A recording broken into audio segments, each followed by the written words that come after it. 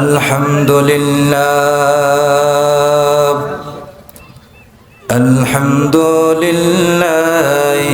نحمده ونستعينه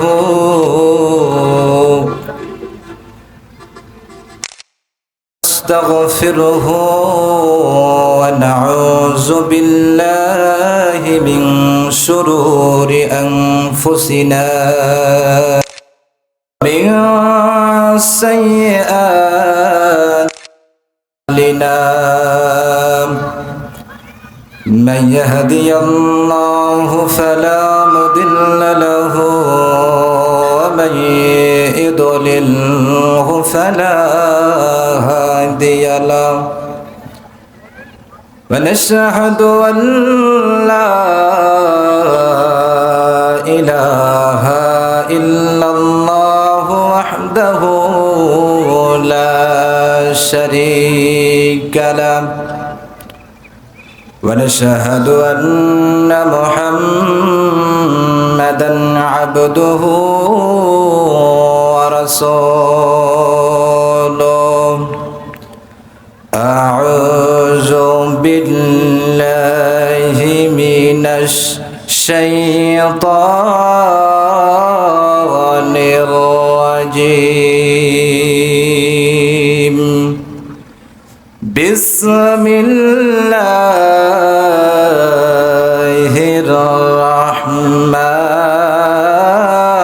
الرحمن الرحيم إن الذين آمنوا وعملوا الصالحات كانت لهم جنات الفردوس نزلا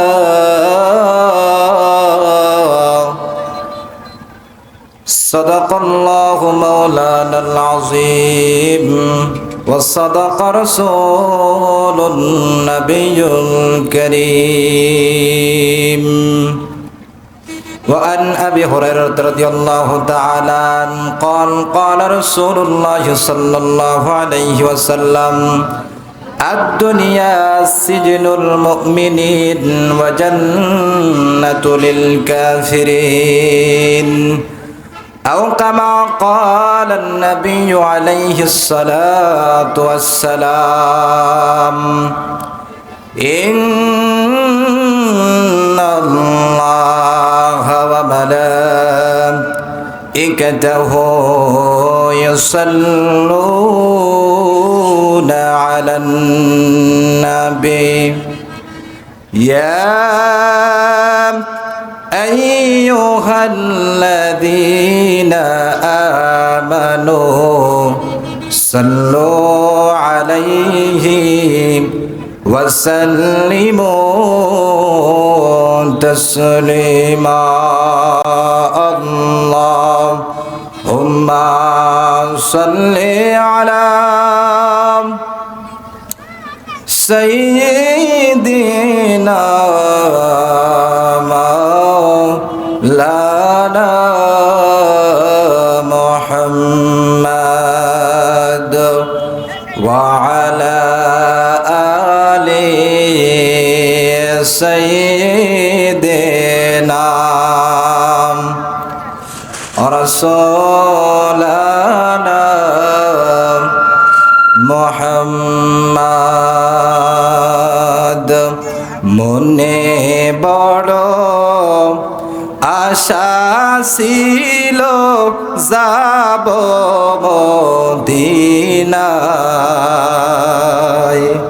মনে বড় আশা ছিল যাব মদিনায় আশায় আসি সম্বল নাই আশা আসি সম্বল নাই করি কি উপায় মনে বড় আশা ছিল যাব মদিনায়। আরব সাগর পাড়ি দেব নয়কো আমার তরি,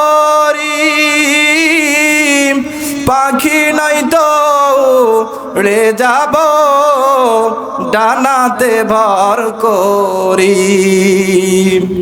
আরব সাগর পাড়ি দেব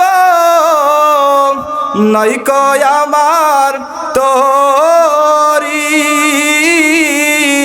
পাখি নাই তো উড়ে যাব ডানাতে ভর করি। আশায় আছি সম্বল নাই, করি কি উপায়, মনে বড় আশা ছিল যাব মদিনা। আমি আপনাদের সামনে মহাগ্রন্থ কোরআনুল মাজিদের 114টা সূরার মধ্য হতে কোরআনুল কারীমের 15তম সূরা, যেই সূরার নাম হলো সূরাতুল কাহাফ। এই সূরায়ে কাহাফ মাক্কি জিন্দিগিতে নাজিল হয়।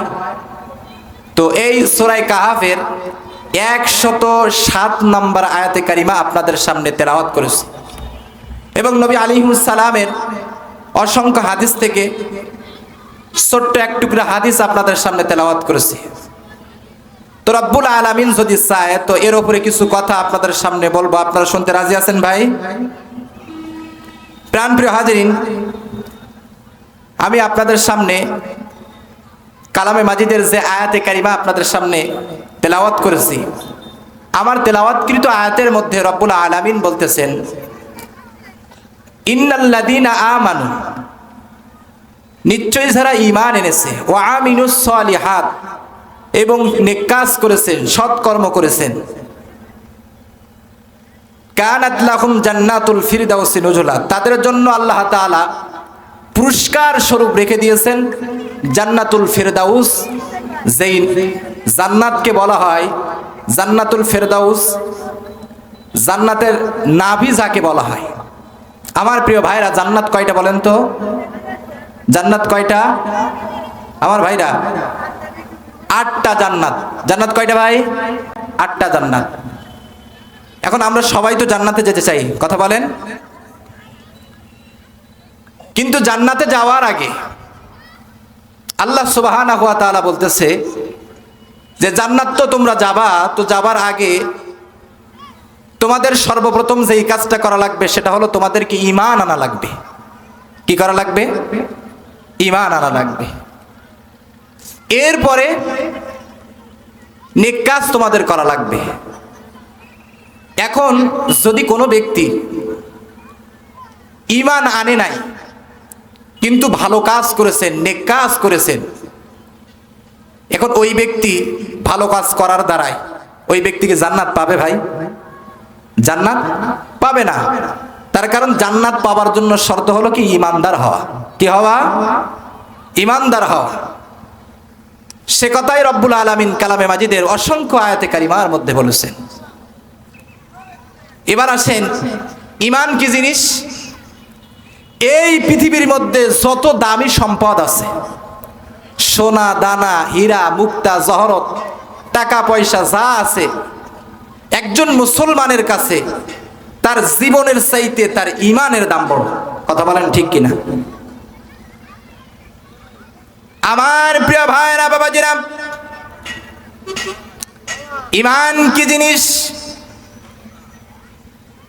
ঈমান এমন একটা জিনিস, আল্লাহর নবী সাল্লাল্লাহু আলাইহি ওয়াসাল্লাম বলেছেন, যারা আল্লাহকে এক রব বলে স্বীকৃতি দিয়েছেন এবং তার নবীকে রাসূল বলে স্বীকৃতি দিয়েছেন, সত্য নবী এবং রাসূল বলে,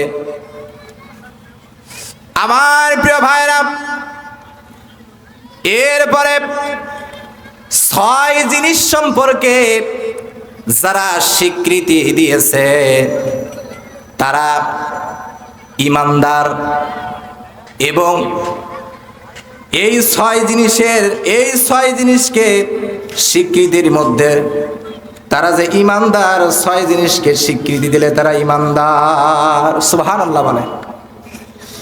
1 নম্বরে আমার প্রিয় ভাইরা, ইমানদার যারা দাবি করবে, 1 নম্বরে আমানতু বিল্লাহ, আল্লাহর প্রতি ঈমান আনা লাগবে। কার প্রতি ভাই? আল্লাহর প্রতি ঈমান আনা লাগবে। এরপরে আমার ভাইরা, আল্লাহর প্রতি ঈমান আনলে, ঈমান আনার পরে আমরা যখন ঈমান আনি, ঈমান আনার আগ মুহূর্তে আপনি আর আমি কিন্তু কলেমা পড়া লাগে বা কলেমা পড়তে হয়। কথা বলেন আমার ভাইরা, বাবাজিরা। আল্লাহর নবী, বিশ্ব নবী বলেছেন, যারা ঈমান এনেছে, এই ঈমান আনার পরে যারা কলেমার উপরে ইস্তেকামাত রয়েছেন, কওলান ফিআলান আমালান আকীদাতান, আমার প্রিয় ভাইরা, শুধু মুখে মুখে ঈমান আনার নাম মুসলমান না, মুখে মুখে কলেমা পড়ার নাম মুসলমান না। ঈমান আনার পরে ঈমানের উপরে ইস্তেকামাত থেকে অটল থাকার নাম হলো ঈমানদার। আমার প্রিয় ভাইরা, যদি আপনি আর আমি ঈমানের উপরে অটল থেকে, ঈমানের উপরে অবিচল থেকে অন্তরে সেটা লালন করে এই দুনিয়ার জিন্দেগিতে ওই রব আল্লাহকে আল্লাহ বলে স্বীকৃতি দিয়ে এই দুনিয়ার থেকে যেতে পারি, তাহলে আপনি আর আমি হলাম ঈমানদার। এবার আসেন আমার প্রিয় ভাইরা, এই ঈমানদার যারা হবে, ঈমানদারের জীবনে হাজারো বাধা বিপত্তি, জুলুম নির্যাতনের শিকার তারা হতে পারে। তার কারণ যুগে যুগে যারা ঈমান এনেছিল, ঈমান আনার কারণে তাদের উপরে জুলুম নির্যাতন চলেছিল। কথা বলেন ঠিক কিনা আমার প্রিয় ভাইরা? শুধু মুখে মুখে নিজেকে ঈমানদার দাবি করার নাম হলো ঈমানদার না। যতক্ষণ পর্যন্ত আপনি ঈমানের উপরে অটল না থাকতে পারবেন, ততক্ষণ পর্যন্ত আল্লাহর কোরআন বলছে আপনি ঈমানদার না। এবার আসেন আমার ভাইরা, বাবাজির, ঈমান কি জিনিস? ঈমান যদি আনতে হয় নবী আলাইহিমুস সালামের মতন, নবী রাসূলদের মতন ঈমান আনা লাগবে, নবীর সাহাবীদের মতন ঈমান আনা লাগবে। নবীর সাহাবীদের মতন ঈমান যখন আপনি আনবেন, আপনার আমার কিন্তু ঈমানের অগ্নি পরীক্ষা দেওয়া লাগবে। ঈমানের কেমন জিনিস দেখেন আমার ভাইরা, বাবাজিরা। ঈমান আনার পরে কেমন পরীক্ষার সম্মুখীন ঈমানদাররা হয়েছেন, আমি ছোট্ট একটি হাদিস আপনাদের সামনে বোঝানোর জন্য পেশ করতেছি। আমার ভাইরা, বাবাজিরা, আপনারা ঈমান কেমন জিনিস আর নবীর সাহাবীদের ঈমান কেমন জিনিস, আমাদের ঈমান কেমন আর নবীর সাহাবীদের ঈমান কেমন? আমার প্রিয় ভাইরা, বাবাজিরা, খাইবারের প্রান্তরে একজন রাখাল ছাগল চড়াইতেছে রে ভাই। এই খাইবারের প্রান্তরে একজন রাখাল যখন ছাগল চড়াইতেছে, হঠাৎ করে রাখাল লক্ষ্য করে দেখলো দূরে একটা তাঁবুর মধ্যে একজন ব্যক্তি নামাজ আদায় করতেছেন, রুকু করতেছে, সিজদা করতেছে, এবং রাখাল দূর থেকে লক্ষ্য করে দেখছে সামনে যেই ব্যক্তিটা দাঁড়িয়ে রুকু করছে, সিজদা করছে, তার পিছনে আরো কিছু লোক তারা আছে, আরো কিছু মানুষ তারা আছে। ওই ব্যক্তিকে স্মরণ করে উনি যেভাবে রুকু করতেছে, উনি যেভাবে সিজদা করতেছে, ঠিক সেইভাবে সামনের মানুষটাকে, সামনের ব্যক্তিটাকে স্মরণ করে তারা রুকু সিজদা করতেছে। রাখাল যখন খাইবারের প্রান্তরে এই দৃশ্য দেখলো, দেখার পরে রাখাল দূর থেকে চিন্তা করলো, মনে হয় এই তাঁবুর মধ্যে যারা আছে তাদের নেতা হলো সামনে। আমার ভাইরা কথা বুঝতেছেন?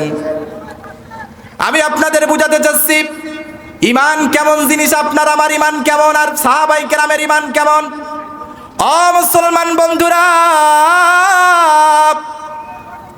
রাখাল আস্তে আস্তে করে দুই এক পা সামনে করতে, সামনে এগোতে এগোতে তাঁবুর কাছের দিকে আসতেছে। আমার প্রিয় ভাইরা বাবাজিরা, এমন সময় আল্লাহর নবী, বিশ্ব নবী খাইবারের প্রান্তরে তাঁবুর মধ্যে সাহাবী দিয়ে নামাজ আদায় করতেছিলেন। রাখাল যখন তাঁবুর দিকে আসতেছে রে ভাই, ওই সময় আল্লাহর নবী নামাজ শেষ করার পরে লক্ষ্য করে দেখলেন দূর থেকে একটা রাখাল নবীর তাঁবুর দিকে আসতেছে। আল্লাহর নবী, বিশ্ব নবী রাখালকে লক্ষ্য করে বলতেছেন, করিব, ও রাখাল তুমি আমার নিকটে এসো, আমার নিকটবর্তী হয়ে যাও। নবী যখন এই কথা রাখালকে বললেন, বলার পরে রাখাল বিশ্ব নবীর সামনের দিকে যখন তাঁবুর দিকে যখন আসতেছে, রাখাল ডেকে বলে, আমি যখন তাঁবুর সৎ নিকটে চলে গেলাম, যাওয়ার পরে আমি লক্ষ্য করে দেখছি দূর থেকে যাকে নেতা মনে করছিলাম, ওই নেতার চেহারার দিকে যখন আমার নজর পড়ে গেছে, পড়া মাত্র আমি তাকে দেখলাম পূর্ণিমার চাঁদের চেয়ে সুন্দর চেহারার অধিকারী ওই নেতা। পূর্ণিমার চাঁদের চেয়ে সুন্দর ওই নেতার চেহারাখানা। সুবহানাল্লাহ বলে।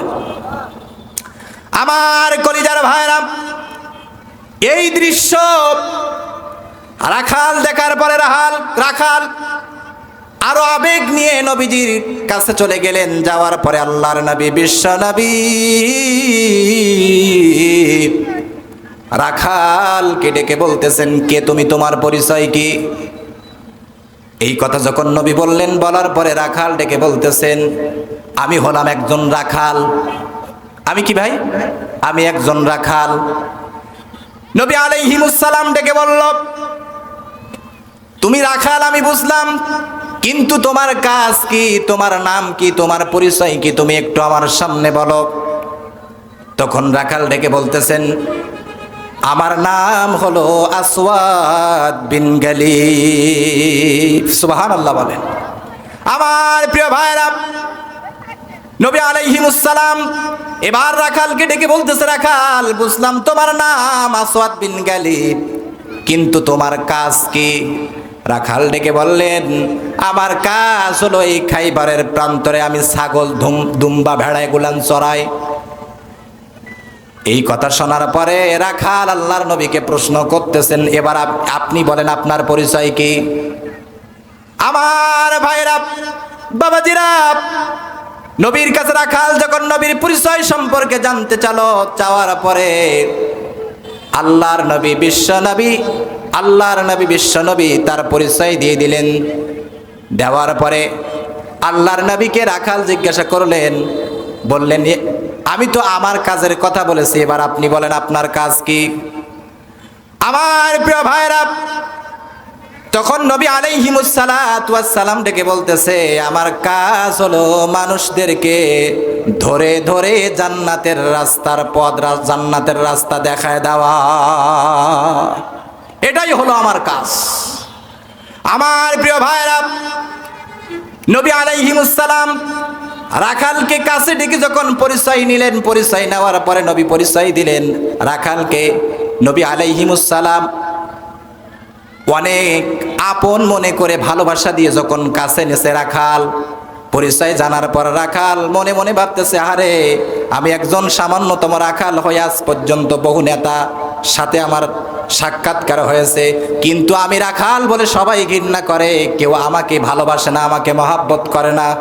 এ কেমন নেতা, এ কেমন নবী, যেই নবী একজন রাখালকে এত ভালোবাসা দিয়ে, আদর দিয়ে, স্নেহ দিয়ে এত কাছে টেনে আপন করে নিল।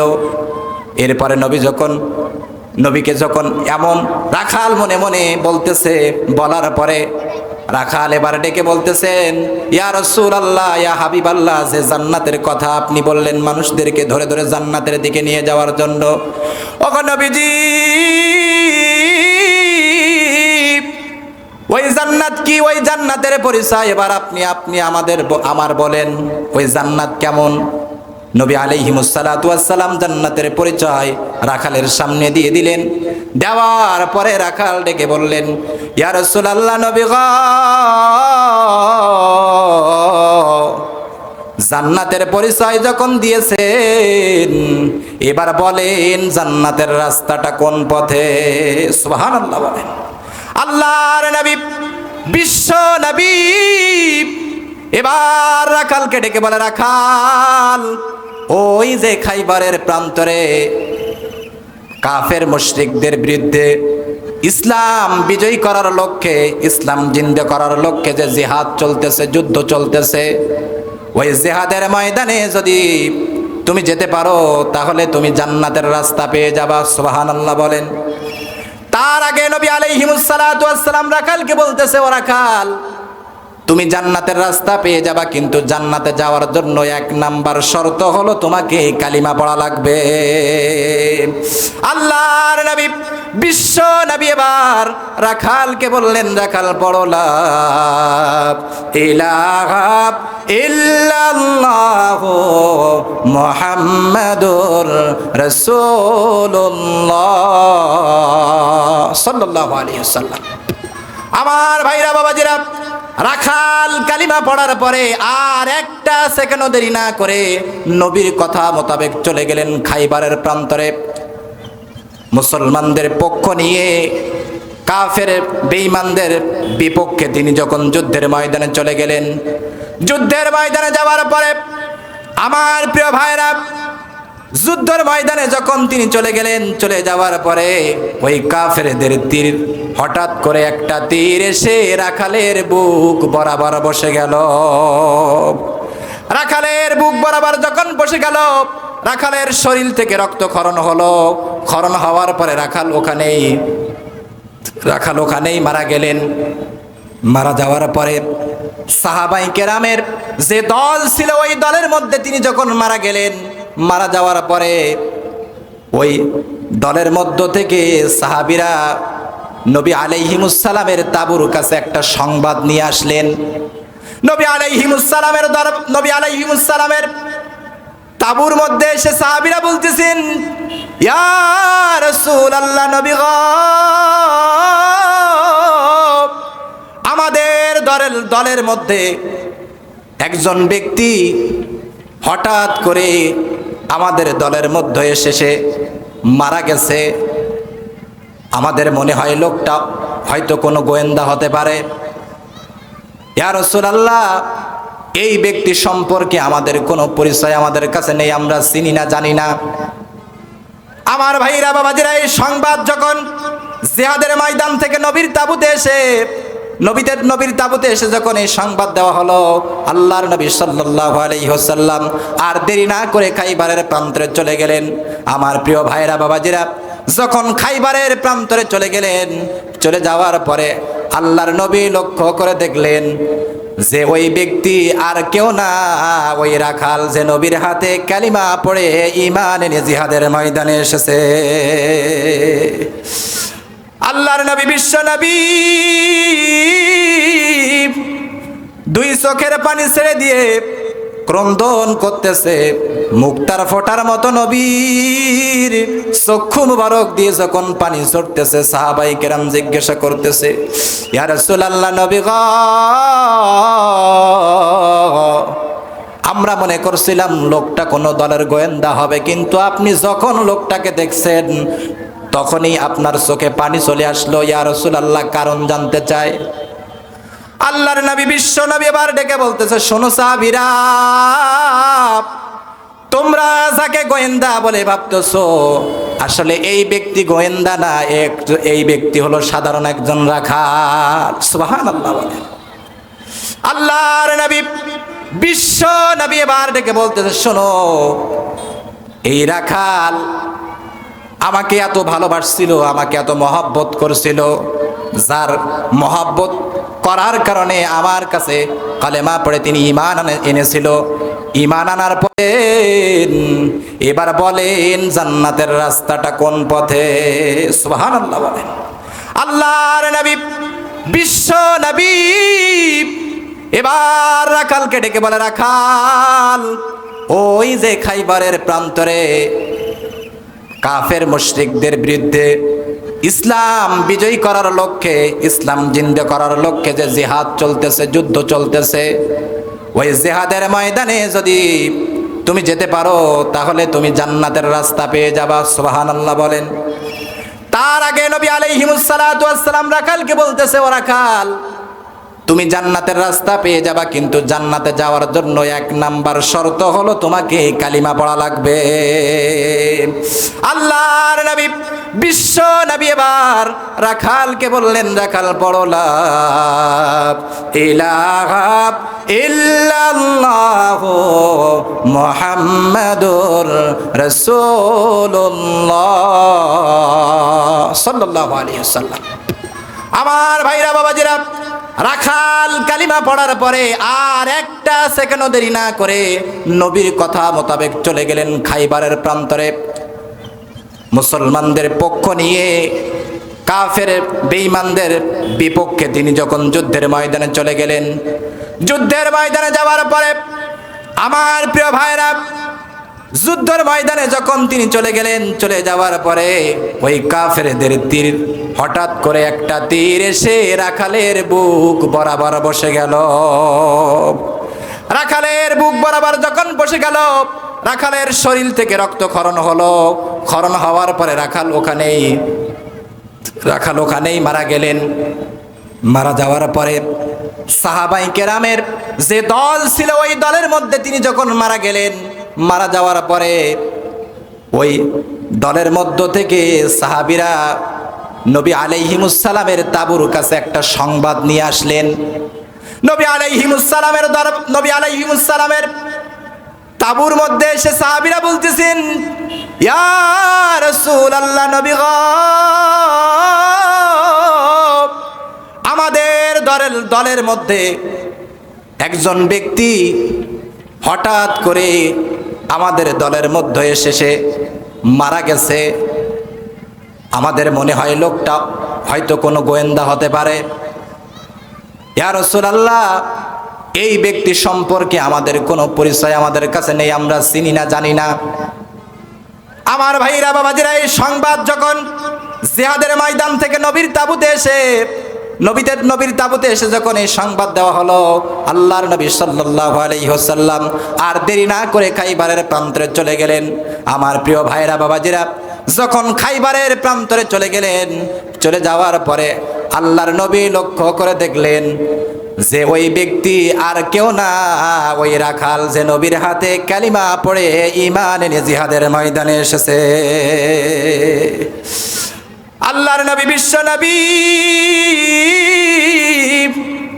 দুই চোখের পানি ছেড়ে দিয়ে ক্রন্দন করতেছে। মুক্তার ফোটার মতো নবীর চক্ষু মুবারক দিয়ে যখন পানি ঝরতেছে, সাহাবায়ে কেরাম জিজ্ঞাসা করতেছে, ইয়া রাসূলুল্লাহ, নবী গো, আমরা মনে করছিলাম লোকটা কোনো দলের গোয়েন্দা হবে, কিন্তু আপনি যখন লোকটাকে দেখছেন তখনই আপনার চোখে পানি চলে আসলো। ইয়া রাসূলুল্লাহ, কারণ জানতে চাই। আল্লাহর নবী, বিশ্ব নবী এবার ডেকে বলতেছে, শোনো সাহাবীরা, তোমরা যাকে গোয়েন্দা বলে ভাবতেছো, আসলে এই ব্যক্তি গোয়েন্দা না, এই ব্যক্তি হলো সাধারণ একজন রাখাল। সুবহানাল্লাহ বলে। আল্লাহর নবী, বিশ্ব নবী এবার ডেকে বলতেছে, শোনো, এই রাখাল আমাকে এত ভালোবাসছিল, আমাকে এত মহব্বত করছিল, যার মহব্বত করার কারণে আমার কাছে কালেমা পড়ে তিনি ঈমান এনেছিল। এই জিহাদের ময়দানে খাইবারের প্রান্তরে তিনি শহীদ হয়ে গেছেন। এই রাখালের শহীদ হইতে দেরি হয়েছে, শাহাদাতের ঈদগাহে আমার আল্লাহ শামিল করতে দেরি করে নাই। ও মুসলমান, আজকে একজন রাখালের ঈমান দেখেন, দ্বীন ইসলামের জন্য, কোরআনের জন্য কিভাবে জিহাদের ময়দানে নিজের জীবনকে উৎসর্গ করে দিল। আজকে যদি আপনাকে আমাকে বলা হয় কোরআনের জন্য, দ্বীনের জন্য, ইসলামের জন্য রক্ত দেওয়া লাগতে পারে, জীবন দিতে দেওয়া লাগতে পারে, এই রকম কথা যদি আপনাকে আমাকে বলা হয়, আমার মনে বলে হাজারো মুসলমান পিছিয়ে যাবে, তারা জীবন দিতে রাজি হবে না।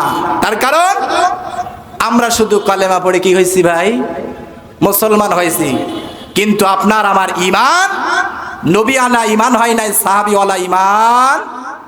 আমার ভাইরা বাবাজিরা, যুগে যুগে ইমান যারা এনেছিল, ইমানি পরীক্ষার সম্মুখীন তাদের হয়েছে, তারা কিন্তু কখনো কাউকে পরোয়া করে নাই, হামলা মামলা জুলুম নির্যাতনের পরোয়া তারা করে নাই। তাদের একটাই আশা ছিল যে আমাদের কাছে আমাদের ইমান বড়। আসুক না যত বাধা, যত ঝড় সাইকন, রাসূলের পথে মোরা চলব, এ জীবন বাজি রেখে দিনের নিশান মোরা বাংলার আকাশে উড়াবো। আসুক না যত বাধা, যত ঝড় সাইকন, রাসূলের পথে মোরা চলব, এ জীবন বাজি রেখে দিনের নিশান মোরা বাংলার আকাশে উড়াবো।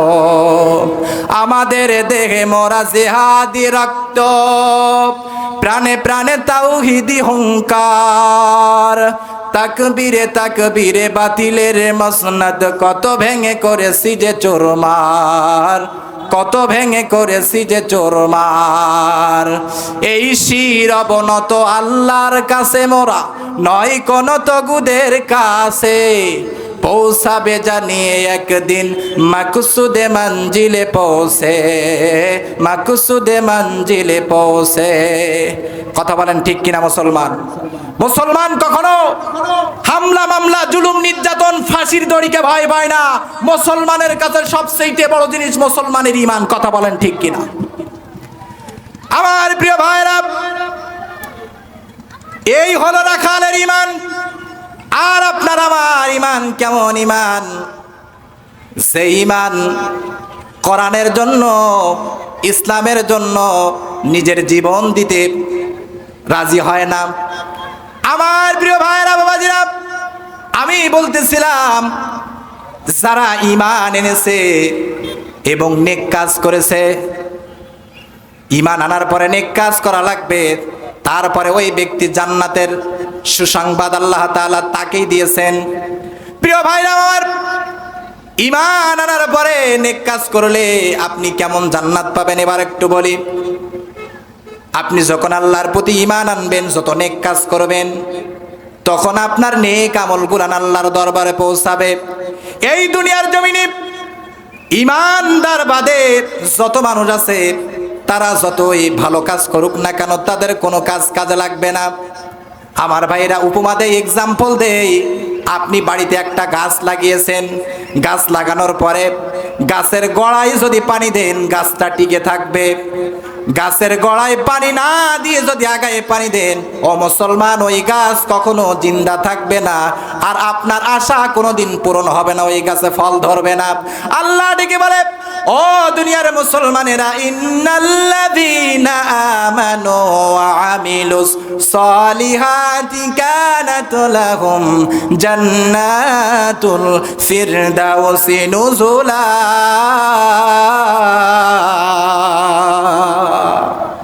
আমার প্রিয় ভাইরা বাবাজিরা,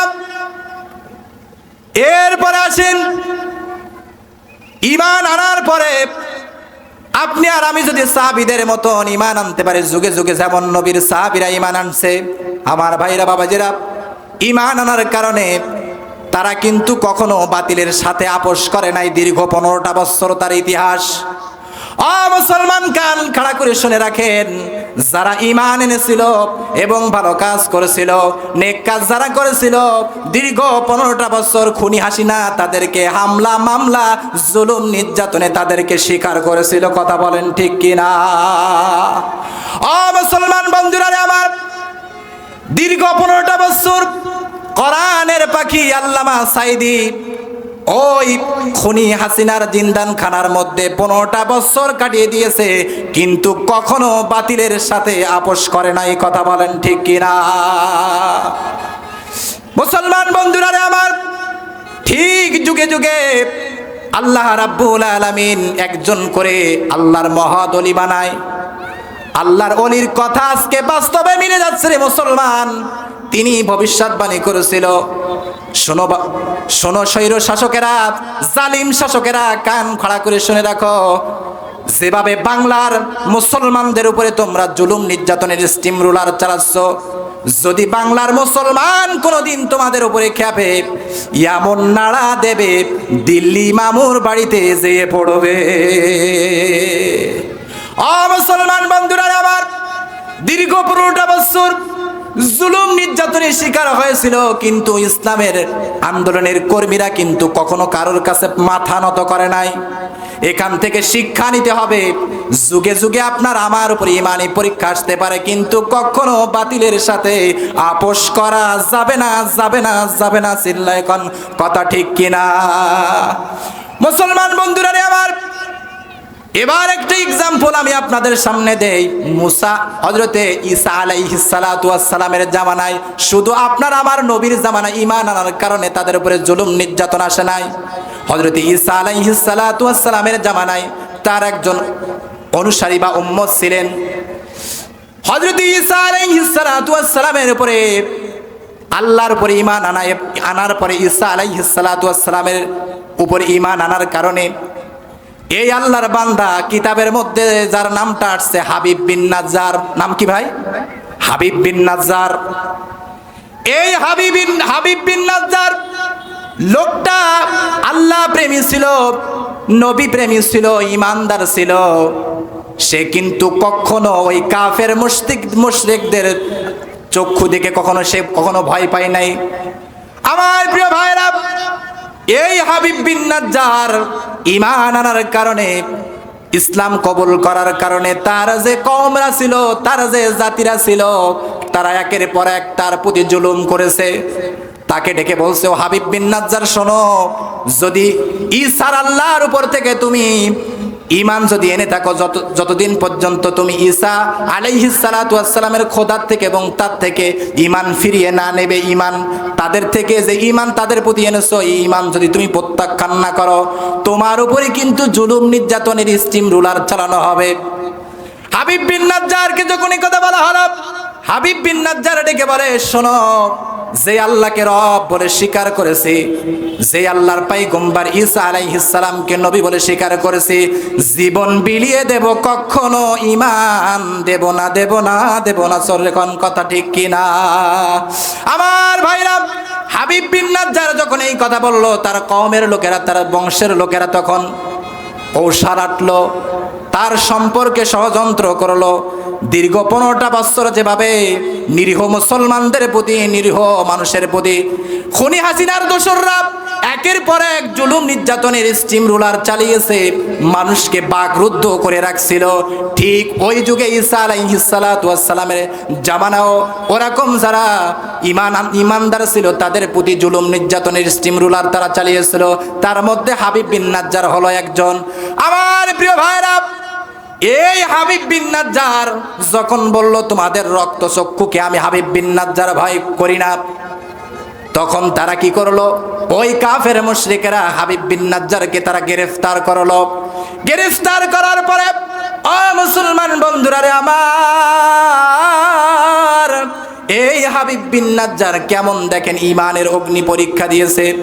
হাবিব বিন নাজ্জারকে কোমর পর্যন্ত পুঁতে ফেলা হলো। কোমর পর্যন্ত পুঁতে ফেলার পরে হাবিব বিন নাজ্জারের দিকে এবার জুলুম তারা শুরু করে দিল।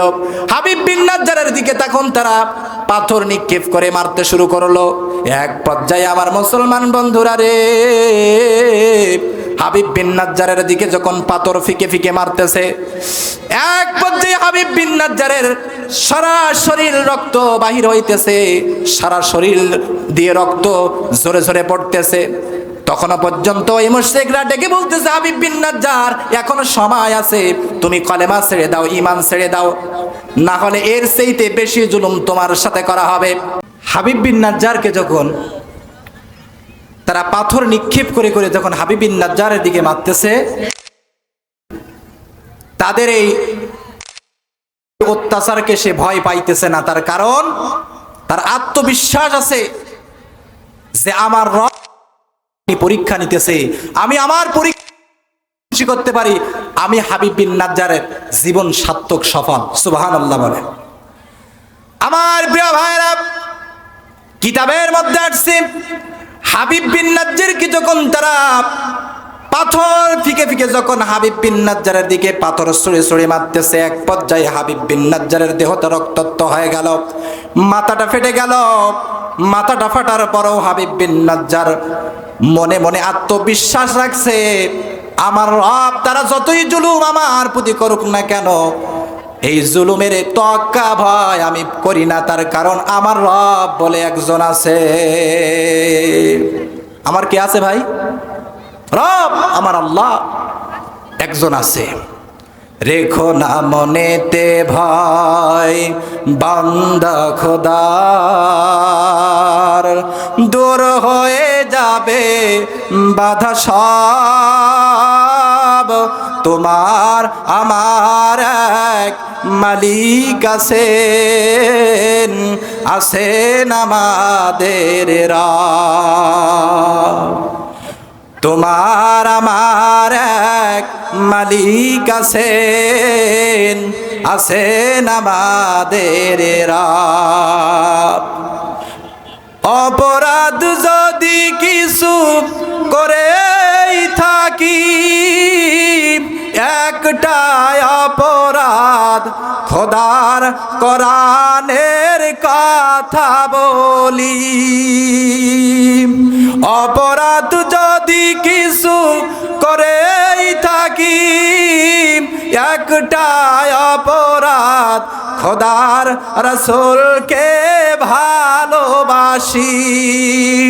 সে অপরাধে জীবন দিতে পারি, যাছে আমাদের সব। রেখো না মনেতে ভয় বান্দা খোদার, দূর হয়ে যাবে বাধা সব, তোমার আমার এক মালিক আছেন, আছেন আমাদের রব।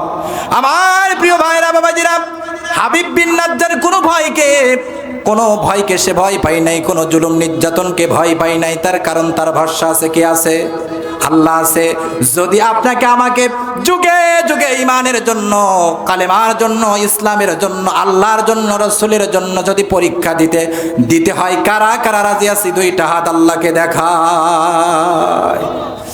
আমার প্রিয় ভাইরা বাবাজিরা, এবার হাবিব বিন নাজ্জার মারতেছে, এতটা অসুস্থ হয় মোবারক দিয়ে যখন রক্ত, বিন নাজ্জার এই অবস্থার মধ্যে প্রতি আমার আল্লাহ ডেকে বলে, জিবরাইল করোনা দেরি, তাড়াতাড়ি চলে যাও তাড়াতাড়ি, আমার হাবিব আমার ঈমানের জন্য ঈমানে অগ্নি পরীক্ষা সে দিতেছে।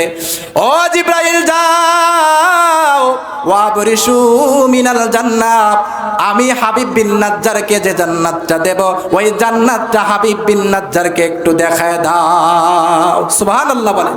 আমার ভাইরা বাবাজিরা, জিবরিল আমিন যখন হাবিব বিন নাজ্জারের কাছে আসলাম, আসার পরে হাবিব বিন নাজ্জারের অবস্থা এত কঠিন হয়ে গেছিল যে দুইটা চোখ সে খুলতে পারছিল না।